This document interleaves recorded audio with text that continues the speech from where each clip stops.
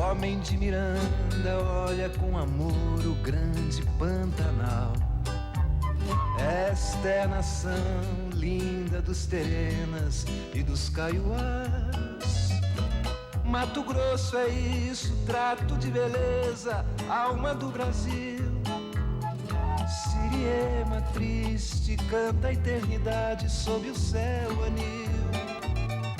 Linda garça branca, meu olhar estanca sobre a arara azul.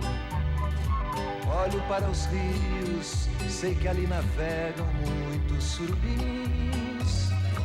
Saio de Rio Negro, vou para Rio Verde, amanhã Coxim. O homem de Miranda, por amor à terra, conhece os confins. O homem de Miranda, homem de Miranda, homem de Miranda, homem de Miranda.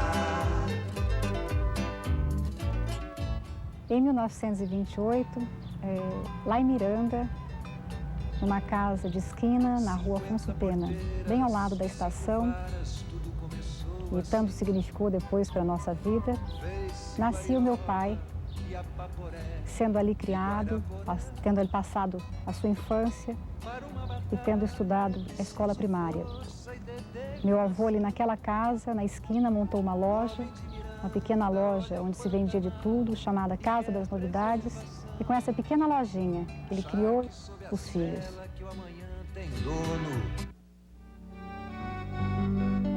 Pedro Pedrocian teve uma infância pobre, mas feliz. Na pacata e bucólica Miranda, ele dividia seu tempo entre as brincadeiras, sessões de cinema e as aulas do curso primário na escola paroquial Nossa Senhora do Carmo.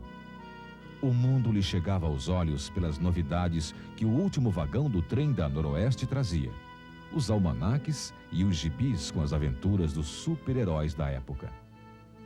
Porém, a paixão mais forte era a pescaria, como contam seus amigos de infância. Quando amanhecia o dia, nós íamos descendo o rio. Aí pescava, e quando dia que nós aguentava trazer os peixes, nós trazíamos o peixe, parava de pescar. O negócio dele era pescar e de vez em quando ia dançar baile. Gostava de pegar na cintura das meninas, ele gostava. Foi muito tempo amigo. Estudou aqui, fez primário aqui no Miranda, junto com nós, comigo, com o Amadeu, com o Mário. Estudou junto aqui. Depois ele foi fazer o ginásio fora, porque aqui naquela época não tinha ginásio aqui em Miranda. Apesar da saudade da pequena Miranda, o menino Pedro, para continuar os estudos, teve que se mudar para Campo Grande. Entre muitos irmãos, ele fora o escolhido pelo pai para se formar e ser o doutor da família. Assim, o mesmo trem que trazia aventuras levou o jovem sonhador para longe de casa.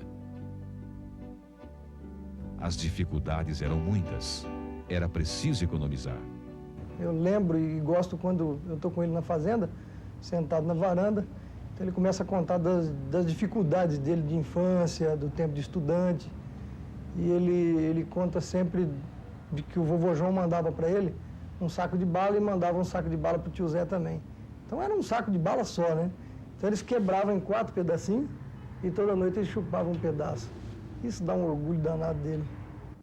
Após o ginásio no Colégio Dom Bosco, Pedro Pedrocian foi fazer o científico no Liceu Salesiano Nossa Senhora Auxiliadora, em Campinas, onde completou o 2º grau em 1944. A conclusão dos estudos se deu na Escola de Engenharia da Universidade Mackenzie, em São Paulo, onde se formou engenheiro civil em 1952. Foi na capital paulista que o jovem engenheiro conheceu aquela que iria lhe acompanhar em todos os momentos de sua vida, sua esposa, Dona Maria Aparecida Pedrocian. Eu conheci o Pedro na Praça da Sé, numa manhã em que eu me dirigia para o meu emprego. Eu estava me dirigindo para o aeroporto naquele dia, quando deparei com aquele rapaz que me olhava muito e me seguia. E naquele tempo, em São Paulo, os rapazes, para mexer com as meninas, eles davam um assovio, né? Assim, né? E eu senti o assovio assim, prestei atenção, quando vi, era o Pedro que estava atrás de mim. E aquele costume todo do rapaz, posso acompanhá-la, essas coisas, né? E aí começamos a namorar. E 1 ano depois, nós nos casamos. Ele trabalhava numa cidadezinha ali no interior de São Paulo, fazendo medições. Mas o sonho dele era ser engenheiro da Noroeste. Durante o governo JK, o então deputado federal por Mato Grosso, Filadelfo Garcia, viu naquele matogrossense um talento político nato. Pedrocian foi então indicado para assessorar o Baldo Medeiros na direção da Estrada de Ferro Noroeste do Brasil.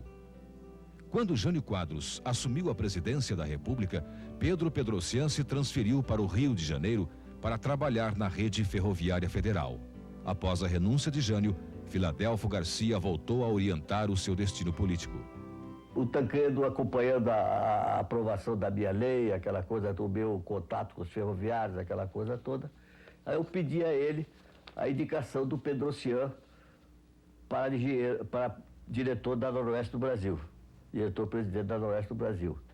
E o Tancredo me disse, pode comunicar a ele que ele vai ser nomeado. Em 1961, papai assumiu a direção da Noroeste do Brasil. Ali, ele lançou as bases de uma forte liderança que o levaram ao governo mais tarde.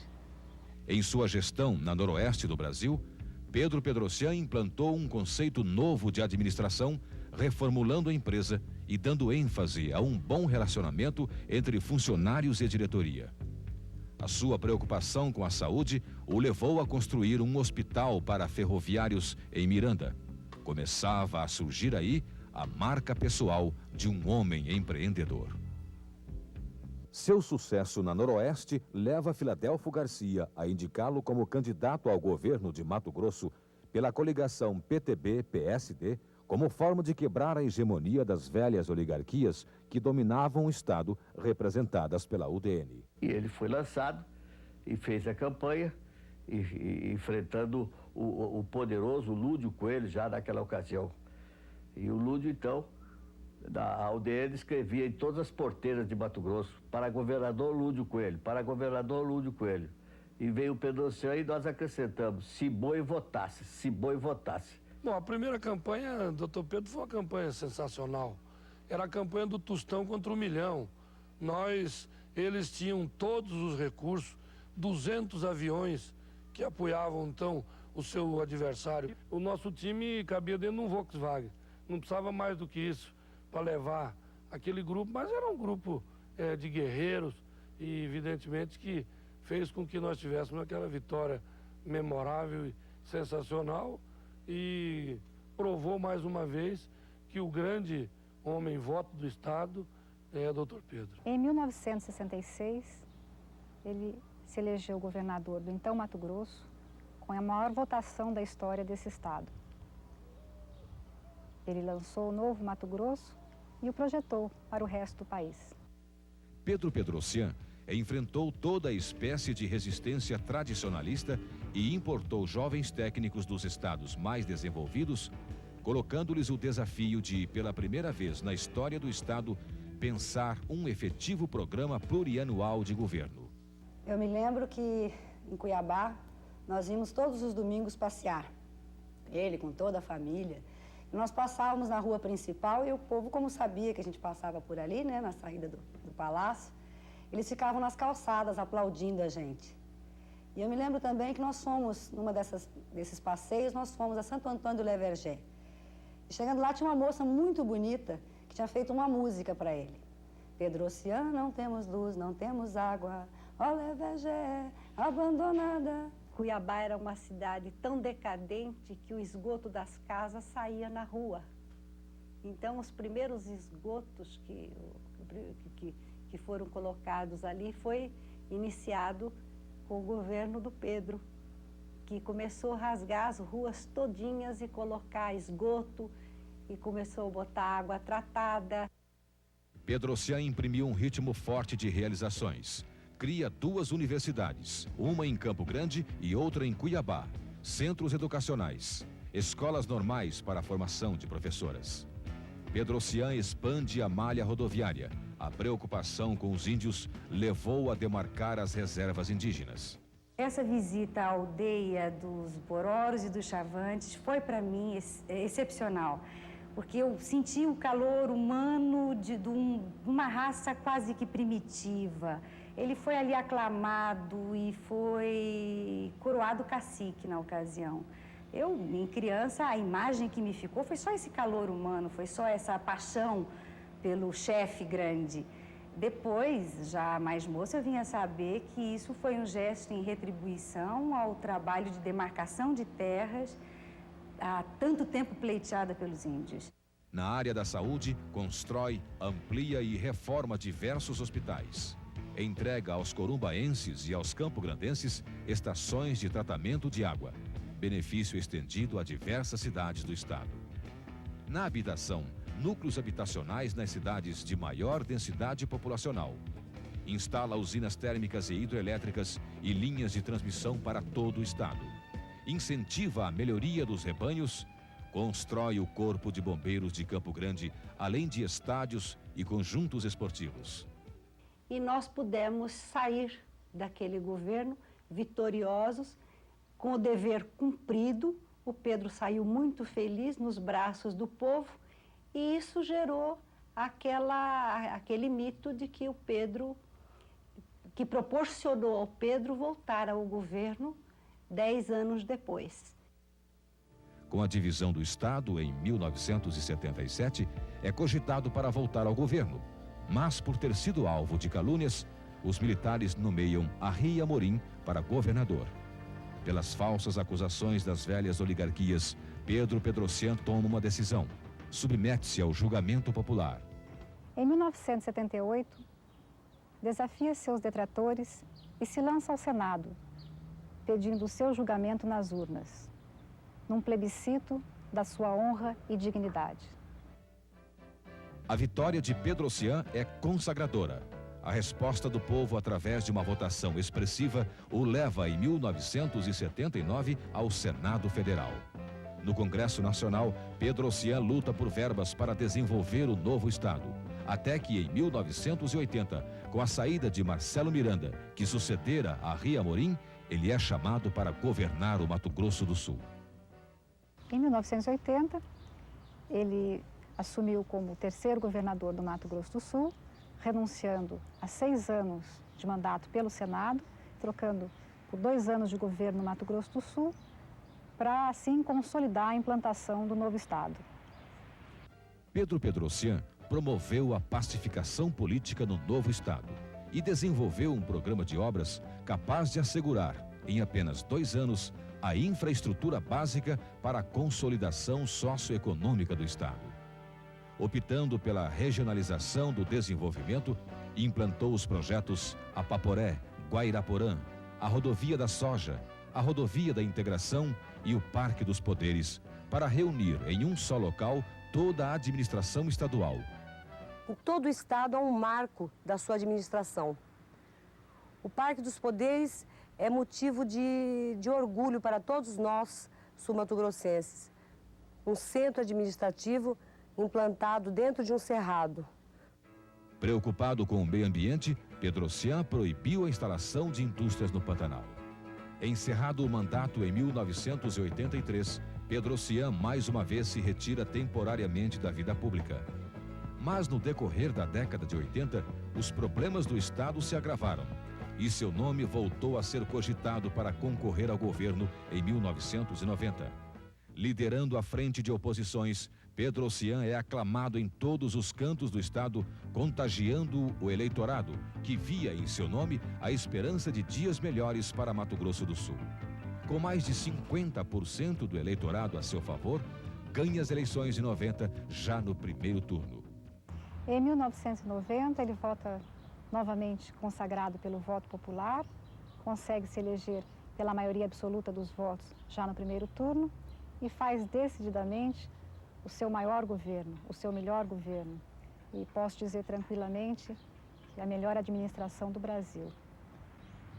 Mais uma vez, o engenheiro Pedro Pedrocian assume o governo do estado Grosso do Sul, tomando posse no dia 15 de março de 1991, em sessão solene na Assembleia Legislativa do Estado. O que mais me impressionou no meu pai, e me impressiona até hoje, é a simplicidade dele. Eu nunca me esqueço do dia que nós estávamos dentro do elevador, no dia da posse, dentro do elevador, e ele estava amassando o diploma dele, de governador. Eu falei, pai, vai amassar o diploma. Ele olhou para mim e falou, então toma o diploma. Aí eu percebi que ele não estava preocupado e nem estava eufórico com aquela situação, pô, de ter sido eleito governador, tomado posse. Ele estava preocupado com o dia seguinte, que ia começar o governo dele. Em seu terceiro mandato como governador, Pedro Pedrocian começa a cumprir a promessa de colocar o Estado rumo ao terceiro milênio. Na educação, implantou a democracia nas escolas públicas. O índice de evasão escolar diminuiu 14% em apenas um ano. A Secretaria de Educação abriu 80 mil vagas nas escolas do Estado e a Universidade Estadual de Mato Grosso do Sul criou condições para que os estudantes pudessem estudar em suas cidades sem terem que se deslocar até a capital. Os centros universitários espalhados por 15 cidades do interior já são uma realidade. A cultura ganhou uma atenção especial com a criação do Marco, Museu de Arte Contemporânea, e do Palácio Popular da Cultura, uma obra que coloca o Estado na vanguarda dos eventos culturais do país. Mato Grosso do Sul tem hoje o maior rebanho de gado de corte do país. Controlar a febre aftosa foi uma grande conquista. Na agricultura, os programas Terra Viva e Fronteiras do Futuro deram lucro aos mais de 3 mil produtores cadastrados desde 1992. Já o Novilho Precoce dá assistência a mais de 1.200 criadores. No setor de energia, entregou 30 mil luminárias públicas e 1.500 quilômetros de rede de energia elétrica à zona rural. No setor de habitação, 20 mil moradias de graça a quase 80 mil pessoas que não tinham onde morar. Mudou que a residência da gente criou mais valor, né? Juntamente com esse hospital que o doutor Pedro construiu aqui, que eu acho que nunca teve um governo para fazer isso que ele está fazendo aqui. Estou morando numa casa boa, apesar que eu ampliei mais, né? Mas agradeço a ele porque me trouxe para cá. Olha, em vista de 3 anos atrás, isso aqui tá um céu.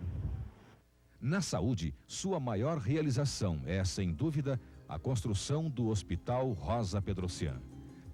Em termos de lazer, os parques Ayrton Senna, Nações Indígenas e Moreninhas somam juntos o tamanho de 350 campos de futebol. Em 4 anos de governo Pedrocian, foram asfaltados 700 quilômetros de rodovias e recuperadas mais de 400 quilômetros de estradas vicinais. No setor das telecomunicações, o grande passo é a construção da TV educativa. A partir de um projeto audacioso do arquiteto pernambucano Roberto Montezuma, as novas instalações da TVE são motivo de curiosidade e entusiasmo pelo arrojo de suas linhas e beleza arquitetônica, a grandiosidade de sua torre, que tem 102 metros de altura e é a maior do mundo, construída em alvenaria. A nova sede da televisão educativa no Parque dos Poderes possui 3 estúdios de TV, sendo um com auditório, além de 2 estúdios para a rádio FM educativa. Com seus modernos e possantes equipamentos, que incluem um transmissor de 10 kW e uma antena capaz de emitir sinais de TV a uma distância de até 60 km, a nova TVE vai levar à população de Campo Grande e região uma programação de qualidade, baseada na educação, na cultura e no entretenimento sadio. A TV educativa é apenas uma das centenas de realizações que Pedro Pedrocian lega às atuais e futuras gerações dos sul-mato-grossenses. São obras e conquistas sociais que nos últimos 30 anos mudaram a face de um Estado e o destino de um povo, que, segundo recente pesquisa do Datafolha, fazem hoje do homem de Miranda o segundo administrador mais querido e popular do país.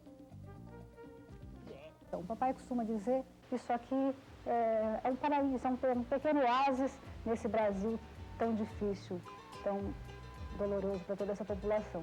Ele considera esse estado um estado forte, ele considera a nossa gente uma gente brava, ele considera aqui que cada um pode conseguir o que ele conseguiu. Ele costuma dizer que não conseguiu nada comprando bilhete premiado. São palavras dele. Ele costuma dizer que ele correu risco, que ele trabalhou e que ele lutou, e que esses governos dele serviram para dar essa oportunidade a cada cidadão desse estado, de lutar, de trabalhar e de chegar onde ele chegou. Ele é um homem extremamente realizado, é um homem extremamente feliz, ele passa isso sempre para a gente. Ele é muito orgulhoso do trabalho que ele fez e nos deixa, a nós, filhos e netos, orgulhosos do trabalho dele, porque ele faz aquilo com muito carinho, ele faz com sinceridade, ele ganha sempre as eleições porque o povo sabe que ele é sincero, o povo sabe distinguir as pessoas que realmente pensam por elas e para elas. E eu acho que nós, filhos, nós netos, temos orgulho agora e vamos ter orgulho sempre de sermos filhos dele, de levarmos o nome dele, porque ele é um homem, um ser humano espetacular. 50 porteiras, 5 varas, tudo começou assim. Fez-se Guariroba, Iapaporé e Guairaporé. Para uma batalha é preciso força e determinação. O homem de Miranda olha o Pantanal e quer preservação. Charque sob a cela que o amanhã tem dono e é de quem vive aqui. E é de quem trabalha com tanta beleza pensar no porvir. O homem de Miranda pensa no futuro justo como a luz, onde a natureza receba o progresso, não como uma cruz. O homem de Miranda, o homem de Miranda, o homem de Miranda, o homem de Miranda.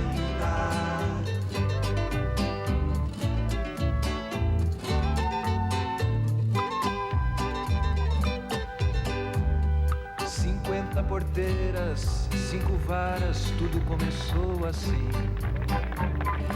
Fez-se Guariroba, Iapaporé e Guairaporé. Para uma batalha é preciso força e determinação. O homem de Miranda olha o Pantanal e quer preservação. Charque sob a cela que o amanhã tem dono e é de quem vive aqui. E é de quem trabalha com tanta beleza pensar no porvir. O homem de Miranda pensa no futuro justo como a luz, onde a natureza receba o progresso, não como